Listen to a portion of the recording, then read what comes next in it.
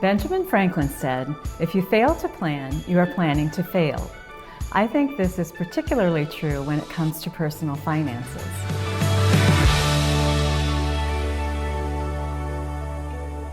Hi, I'm Coach Kim from NuStart, here to talk to you about the importance of budgeting. Why talk about personal finance in a wellness video series? For one thing, money management is an important part of life balance.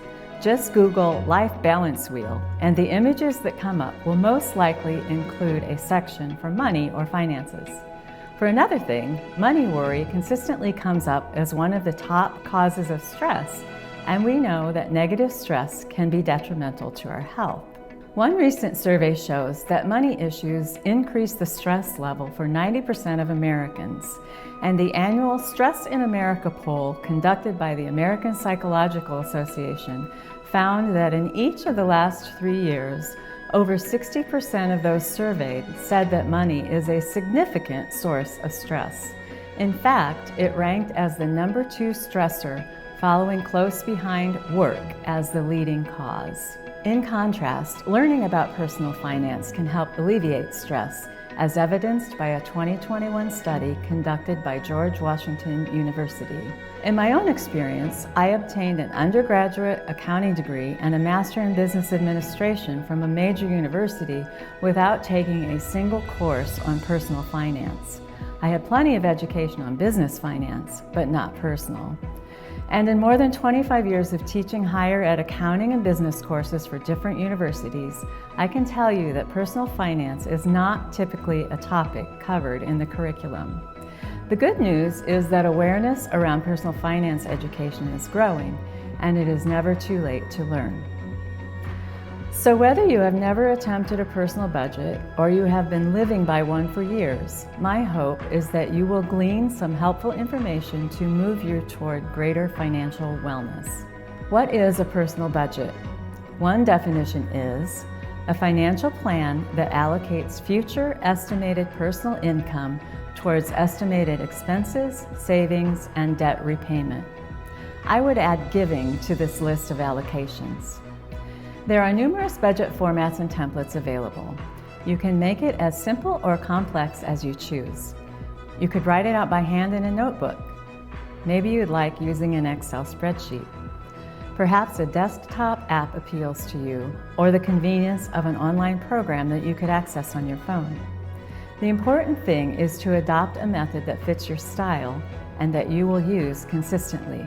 Another thing to know is that because a budget is an estimate, it will never be perfectly accurate. Part of the budgeting process is to continually assess and evaluate by comparing the plan to actual income and spending. Typically, a budget is created for a year and is divided into monthly time periods.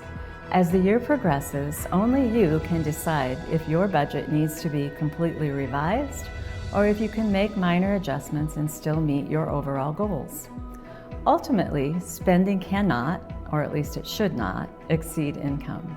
If you are new to budgeting and haven't tracked cash flow before, in other words, cash coming in and cash going out, you may want to start by keeping a record of all your income and spending for a few months. This will give you a baseline for estimating amounts for a longer period of time. Then start with a simple budget format that has broad categories for living expenditures. For example, you may have one category that includes all health and medical expenses instead of having individual categories for health insurance, prescriptions, doctor visits, dentists, and so on. As you get more adept at budgeting, you may want to add more detailed categories. In general, the more detailed the budget, the more accurate it's likely to be. But if too much detail overwhelms you so that you get discouraged with the process, then by all means keep it simple. Find what works best for you. That may take some experimenting. Here is an example of a simple budget compared with a more detailed budget. Remember, you can only manage what you measure. Budgeting is an integral part of your total financial plan. If you don't currently have a budget, I encourage you to start. If you have a budget but aren't using it, dust it off and make it work for you.